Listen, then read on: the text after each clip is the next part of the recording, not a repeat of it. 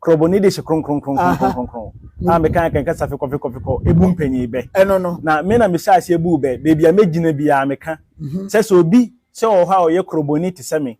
A o kan kasa feko te se me a o mra ne yemfa nsie ni edi besi nde. Obi ama bi. Unya kroboni bia. Nya bi. Ene na ai me kopi. Jampe. Nti ana msa ne nti o ma tumedi se abebu mu nyina headquarters. Me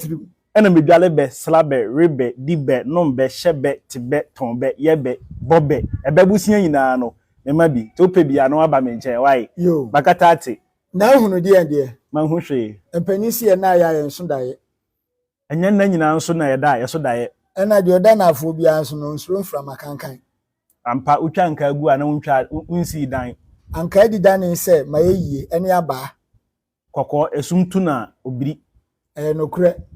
mpanisi sun ma ya yehu boja so mfa so ampa eja boja nso eja na so baako sesene baako sa mpanisi ba yie nsama so enhiefu bo freteto a na aba hwete bo fre so se biriche dua no so a etito ahwede po ehye nkran yanka ye ne ntotwene ahwede bna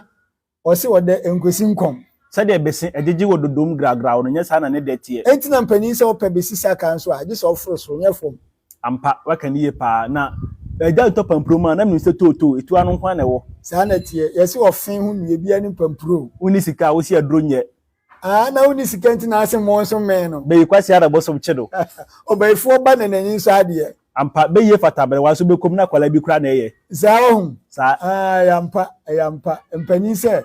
enyo ba akofo na nani abrewa koko simpoa eje bukale hwe jaika na koko nya aduane ebodi nkokon